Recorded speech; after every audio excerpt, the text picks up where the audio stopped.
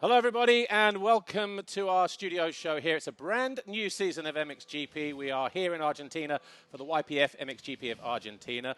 We're a studio show here on MXGP-TV.com with me, Paul Malin, and Lisa Leyland. And coming up on our first show of 2026, we have the two world champions, MX2 Simon Langenfelder, MXGP Roman Febvre, and of course we've got the new Infront Motor Racing president coming in to join us as well, David Luongo. But before we talk to all of those guests, Lisa Leyland, here we are again, Argentina, in Patagonia. Another new venue though, but so far so good. It's really nice, isn't it? I mean, Villa Angostura and the Cordoba were really nice, but then you come here and it's just as beautiful. The lakes, the mountains, the chocolate shops. I saw you in that chocolate shop. No, I was buying gifts for you. Oh, okay. No, but it's always nice to start a long season here, isn't it, in Absolutely. Argentina? Yeah, it's worth it, isn't it? It's a long flight, but it's worth it. So did you buy your hand luggage chocolate for the way back already or not? Yeah. Okay, yeah. good. And I've got my supplies for this weekend as well. That's it, sorted. Yeah. And your secret donors who are going to buy you chocolates. Shall we get on with the show? Yeah, anyway, let's get on with the show. Last year in Australia, Simon Langenfelder won his first World Championship in MX2. The Rebel KTM factory rider joins us now. Simon, welcome to Argentina. Nice trip to get here. Oh yeah, for sure. We had some good flights from Frankfurt, so it wasn't too heavy. But yeah, now enjoying a bit of the sun. Finally, no rain, not yet. Not yet. So we're doing good. I think we'll be okay. But look, we did mention you are the reigning champion. How was your off-season, first of all? Yeah, it was good. For sure, with the new team, you first need to learn all the people, understand how they work. Yeah, on how they are. But I think I'm quite happy with them. I have two new mechanics. They're doing a great job. And no, we're all quite happy with each other. So now here at the first round, so we will see how everything turns out, on which, let's say, page we are. Well, look, let's take you back to Darwin, September, the day you won that title. The first race had a bit of everything. You and Kai came together. Race 2, the race started dry. Then we had the rain. Then we had crashes. And then we had red flag situations. And then you were world champion when you crossed the line. Talk us through that race. We've got some of the I guess, the best and the worst moments from that race, because it was absolutely crazy from our position. Talk us through it now. Yeah, I would say this was just crazy. I saw those clouds coming up, and to be honest, I couldn't believe it. I was like, oh, no way. Just give us some normal racing. But yeah, then it just started pouring down, and yeah, it didn't stop. And in just 1 second, it felt like the whole track was underwater. So yeah, let's say that first race with Kai coming together, yeah, that was a hard fight. But in that second race, I think you just see now how hard. This is the first lap. How hard it was raining. Yeah, and then I crashed there. So from that moment on, my brain was just off. Could that be avoided? That moment there, when you look back, was that kind of almost like a rookie error there? And what about this one here? You know, because obviously it did turn around for you after these two in the beginning of the race. But you'd like to say your brain was already fried at this point. Yeah, no, I was not there anymore. Really? It was just my body. Yeah. Yeah. So yeah, I couldn't even rewatch the race after that. There were so many emotions, and you know, in one moment you were almost giving up on it. So yeah, I was just keeping going. The mechanics told me save engine, and I was like, I didn't even understand what they want from me, because yeah, I was just rolling around, and then in one lap there were like 5 guys with the engine broken, and then I saw Kai, and I passed Kai, and I was like, no way, that's happening right now. Yeah. And then there was that red flag, and nobody knew what was going on. The whole electricity was off. Everything was broken. So I think for all of us this was Did you see a Kai crazy there moment. when you came over the line pushing the bike or not? Because that is a defining moment of the championship. I didn't see anything anymore. Huh? No. My eyes were cooked. I had so much water and sand in them. So yeah, it was a crazy one, because in one moment you just didn't expect it anymore, and then it came alive, and it's really cool looking back to it. Yeah. Oh, amazing. Well, as Paul said, race 2 started in dry conditions, then it started raining, then you and Kai came together again. What were you didn't feel anything, you're all over the place, but what were your emotions at that point? What was going on in your mind? To be honest, it was really crazy. I had all the emotions possible. I was angry, I was happy, I didn't know what to think anymore. So yeah, I would say till the last race, I was feeling quite calm and focused. But in that last race, everything fell apart. Well, we just saw Kai there pushing the bike. You didn't see that. You weren't aware he was out of the race. The mechanics didn't say anything to you. No, the mechanics just told me, save engine, save engine. And then I went next to the pit lane. I was like, thumbs up or down? And I just saw Claudio in the pit lane fully covered in mud and rain, jumping with the arms up. Yeah. So you knew. You knew. So then I was like, okay, I think I done it. Yeah. But how relieved were you when you saw when the race was actually red flagged? Was there that sense of relief? Just because of what was on the pit board, like keep, ride safe, protect the bike and all the rest of it. You see the red flag. So initially you think, okay, that's the worst part over. I've made it over at least to the red flag, but what else? I wouldn't have had a problem on just continuing. I didn't care too much. Yeah. Like I said, I was a real German. Just my body was wet, there. muddy conditions. I was. To be honest, now in Germany we already have dust again. Huh? You can't joke about that. Well, finally, you crossed that finish line. You have that MX2 World Championship title. That moment when you crossed the finish line, you saw your team. Like you said, you saw Claudio. Like, wow. Was that moment what you expected it to be? No, 100% no. Yeah, you couldn't even prepare for it because it was so close in the championship. So I always try to not think about what would be if I win or if I don't win. I just said, what happens, happens. I will do my best. And I think that year I was just very consistent and strong. So, yeah, I wouldn't have said that. I was expecting it to be a bit more emotional, like super happy, crying. But then in the end, it was just like, oh, I'm done. Yeah. Then I went to the party after. I went at 11 already home. I was sleeping. I was just done, over with the season. It was a really long season. And, you always have a few little injuries here and there. And then when just all that stress falls off and you have that kind of relief, you're just done. You're sick immediately, and you just want to... Well, look, just one moment that I think possibly, and you might correct me here, that changed the season a little bit. Your 1-1 victory in Switzerland, your first double victory. Was that a turning point for you? I know it was still early in the championship, round 5 or something, but to get those wins, to win so comfortably, was that a nice moment for you to go, okay, now we're ready. Now we can do this? To be honest, yeah, you always come into the championship and you want to win, that's for sure. But also that needs to click in your head that you're really ready for it and you go there to really win. Yeah. And you really want to win. And I think in those moments you just switch the switch. Yeah. And And now you have a Swiss cowbell. I have 2, huh? Yes. Well, look, Simon, we are out of time, but all the best for this season. Thanks for stopping by in the sauna. And, we'll see you out on the track as the season goes on. But, Simon Langenfelder, thanks for joining us. We are going to catch up with Roman Febvre in just a couple of moments, but before we do, here's how Simon Langenfelder won his MX2 title. Here's some of the highlights from Behind the Gate, which is obviously on MXGP-TV. We'll see you in a few moments.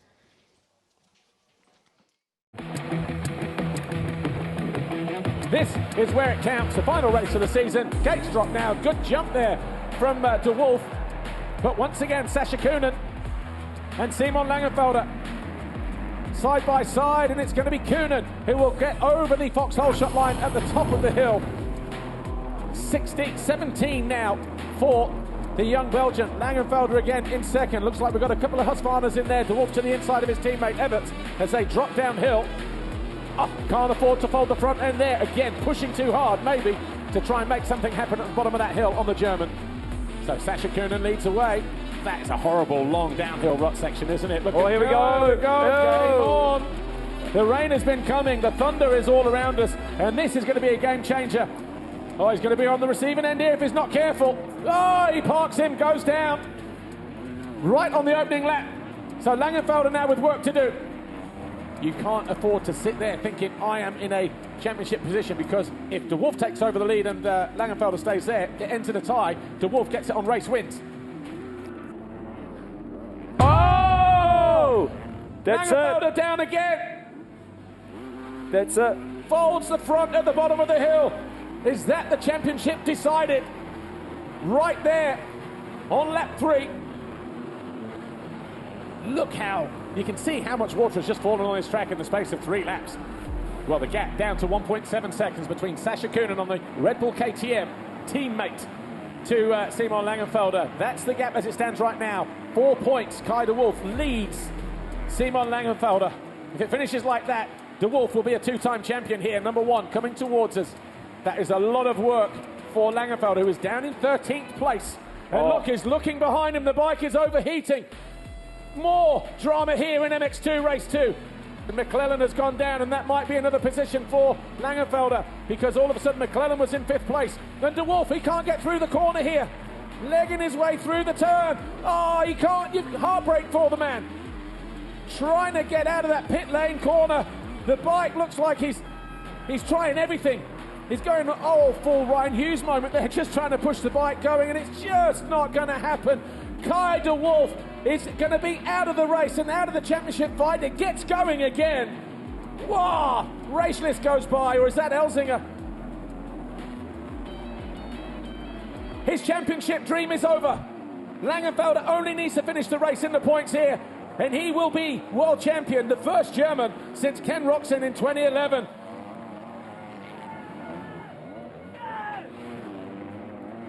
He celebrates. Simon Langenfelder, Red Bull KTM Factory Racing, celebrates his 2025 FIM Motocross World Championship title in the most dramatic of fashions here in Australia. The team can't wait to get down there to him.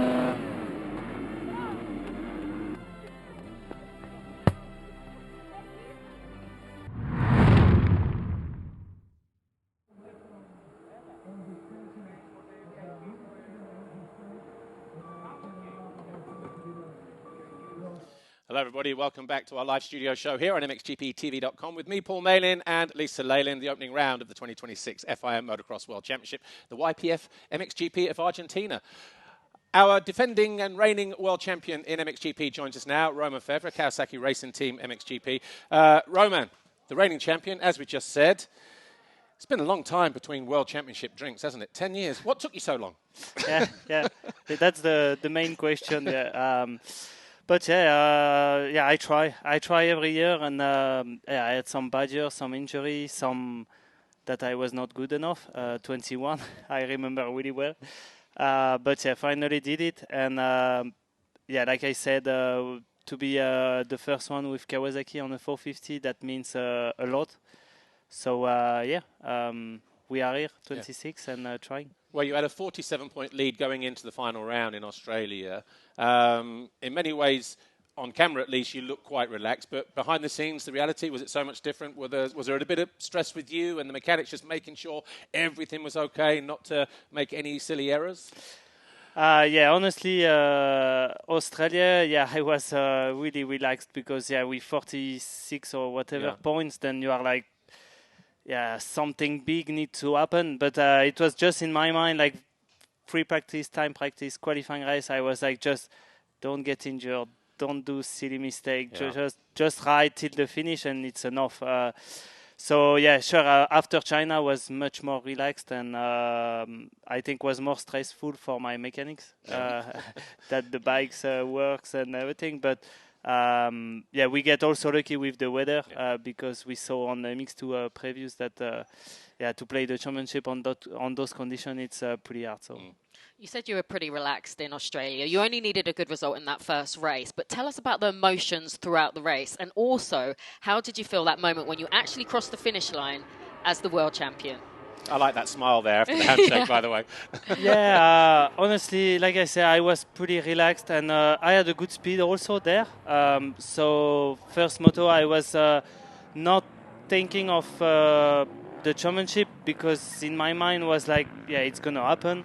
So I was just trying to stay with the group guys on the front, and it's what I did. And just like maybe 3 laps to go, I just like let them race, and I was like, I just rolled to the finish, and that's enough. So it was a pretty enjoying moment at this kind of stage, like to ride and to know that it's gonna happen. It's pretty nice.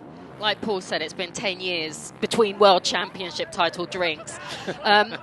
How does this, I know you've been asked this before, but how does this title compare to your first title 10 years ago? Because the first one, you were a kid, you were a rookie. Do you feel now, perhaps, Roman, that you've got a little bit more appreciation to just how much this title means and how hard you had to work for it? Yeah, sure.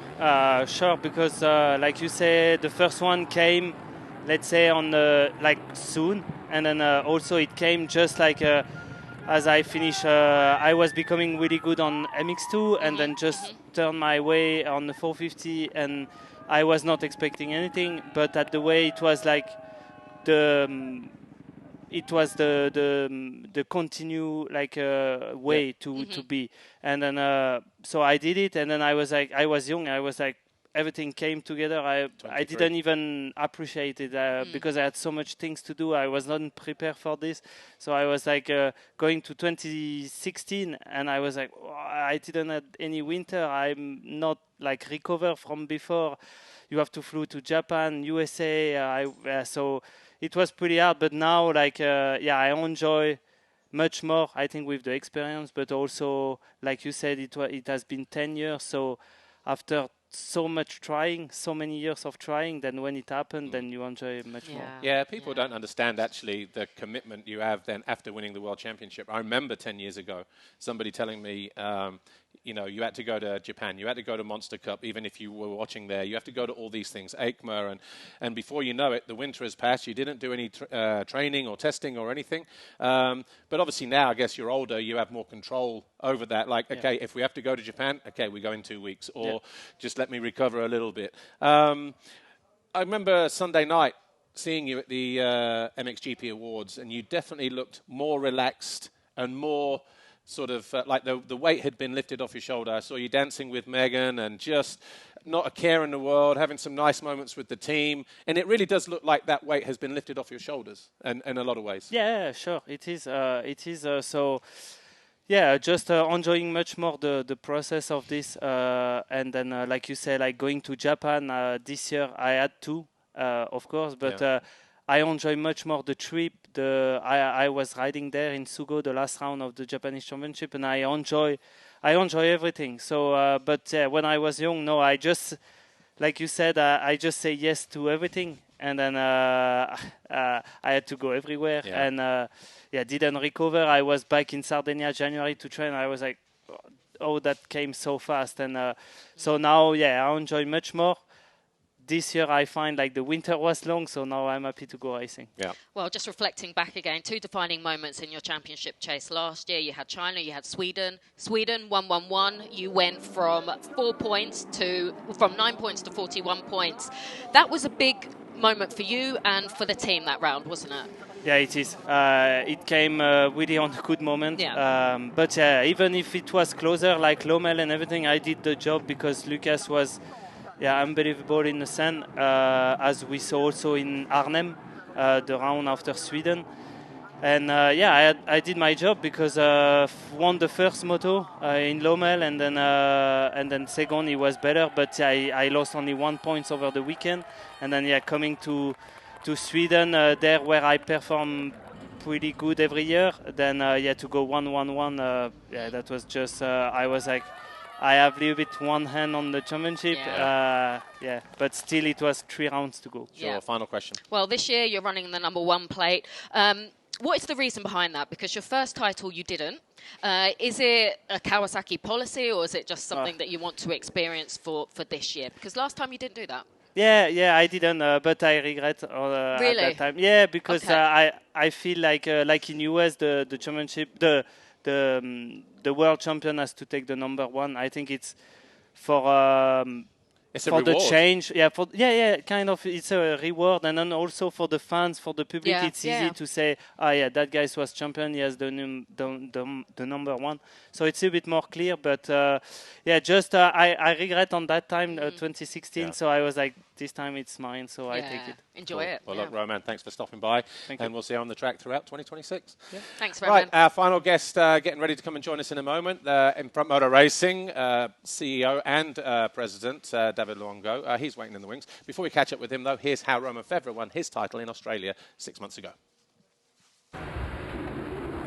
Kuhnen makes a better jump there, banging bars coming out of that first turn. Febvre switches back to the inside, recovers well.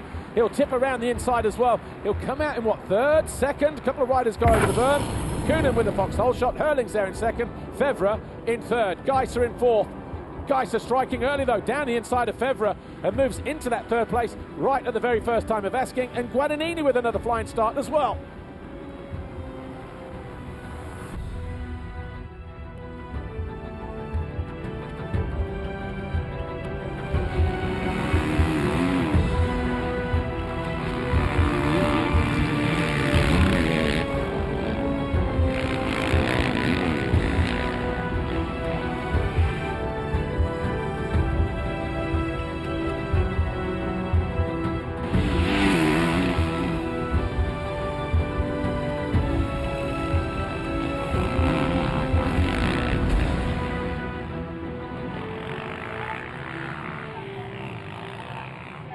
Last year, he won 18 races in MX2 on his way to second overall in the championship. This has been just as dominant in terms of race wins.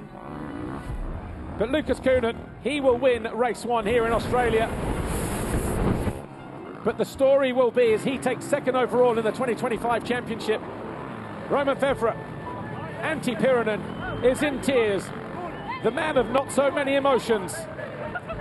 Romain Febvre, finally, a two-time world champion, the first in the Premier class for Kawasaki, the first since Sebastian Tortelli in the Premier class since 1998.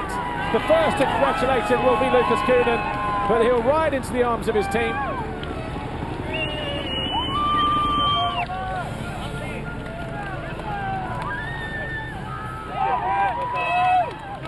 It's been a tough year, but I managed it really well. I was really prepared for this, and came on top. So shout out to Nina at home. Nina, if you are watching, I love you, and we are coming back soon with Maman.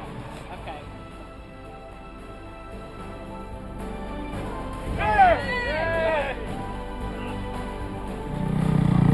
How'd you feel? Well done, Antti.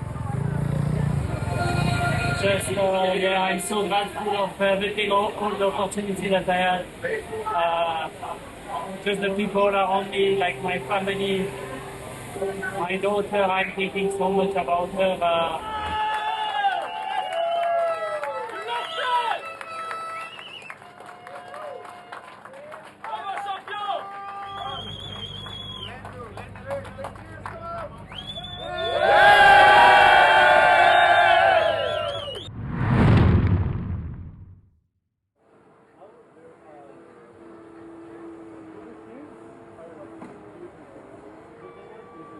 Hello everybody, welcome back to the final part of our live studio show here on MXGP-TV.com with me, Paul Malin, and Lisa Leyland, where our final guest joins us now, David Luongo, Infront Motor Racing President. David, welcome to our studio show. First time, maybe, I think, possibly, but new year, new you, new title. Welcome, Monsieur President. Thank you, Paul. Thank you, Lisa. Hi to everyone. So, yeah, we are very happy to be here, starting the season after this winter break. I think everybody was quite happy after the last race in US to have some break to rest a bit. But then, yeah, we love racing, so it's a pleasure for us to start again the season. Well, it's a brand new season as we start here in MXGP, the YPF MXGP of Argentina in Bariloche. But what a fantastic season. Throughout the show, we've seen some of the highlights as to how Simon Langenfelder won the championship, Romain Febvre. It was cracking, wasn't it? And a great track in Australia, Darwin, by the way, where we saw 3 world titles with Lotte van Drunen also winning her second title. Yeah, you're right, Paul. You know, when we are a promoter and also I think for organizer and all the fans, it's a dream, because when you arrive to the last race for all the world champion, we had the crown in the last race. So it was a perfect season for us, but also for the European classes, which has been crowned until the last event. Then for sure it was also a very demanding year for all of us, because we had to deal with the weather conditions that were quite hectic last year. Yeah. But I think for the show and what a final also for the nation in US, so it was a fantastic season for all of us. Well, 2026 season, there's a lot to look forward to this year. Tim Geiser, we also had Jeffrey Hurlings changing teams. That's good for the excitement of the sport. It's good for the championship as well, isn't it? Yeah. I think we never had in the last 20 years something like that. To have so many champions aligned on the starting gate, changing colors, changing teams, so a lot of question mark before the first race. I think you saw already the free practice that give a first input into how they are shaped. But I think it will be very exciting. Regularity will be a key. And those two categories for sure, because MX22 will be very, very high. And we will have a lot of excitement and spectacle for the whole year, you know. Definitely. And in MXGP, we've got 3 former MX2 world champions moving up a class. In one class, you've got 8 world champions, 18 world titles just in that class. Yeah. I mean, that's the intensity and the excitement of that is fantastic, isn't it? I think it's the key of our pyramid system, you know. We wanted for many, many years to create this kind of premium class in MXGP, to have as much as possible talented rider into it. And I think this year will be the first time ever we have so many talented riders which have been already crowned, which already won a GP. And it's all of that is thanks to our pyramid and how we build talent, you know. Well, we are in 2026, and actually it's the 30th anniversary of your organisation, from Action Group to Youthstream to now Infront Motor Racing. This weekend we had a fantastic opportunity to get all the riders on the grid, photo opportunity. How big is that a deal for you, the Luongo family, the FIM, and the World Motocross Championship in general? I think it's a history of passion, you know. We are into the sport since 86. My father started organizing races in 86, but he was riding bikes from the 80s. So it's a story of family, always with the passion of motocross and making these sports more professional and more global. And I think the calendar of this season is a very good answer to that, because we will be back also in South Africa. We go to Australia. We are in South America. And this is our main, you know, to lead the Motocross World Championship and to bring it to new territory and to make it a world championship. I think you just created a new pre-season photo shoot there from going forward. Yeah, it's very important for us also to show the faces of the rider, because you know, for many people, when they are racers, they are with their gears and the helmet, and at least sometimes we want to promote more the personalities they have, and it's what we are doing also in the Behind the Game program, and it's something we really want to push them, because they are heroes in our sport, you know. Definitely. Well, these past 30 years, we've seen the streamlining of all the championships from EMX, WMX, MXGP, MX2, with, like you mentioned, that pyramid system in place. How important is that system for the future going forward in our sport? But when you invest into young, you secure your future in the sport. You know, last year we had 2,000 riders participating to the World Championship and European classes, and this led us to have new talents in the upcoming years. If you don't invest in our European Championship today are our base of the talent of tomorrow. So for us, it's very, very important classes. For this, we now have a great championship with 10, 11 races. And when the rider come to MX2 classes, they already have the speed. And when they go to the MXGP class, they are making the show even bigger. So it's very, very important in our system. Yeah, and they get used to riding in front of the fans on the same tracks that they're going to be racing in years to come.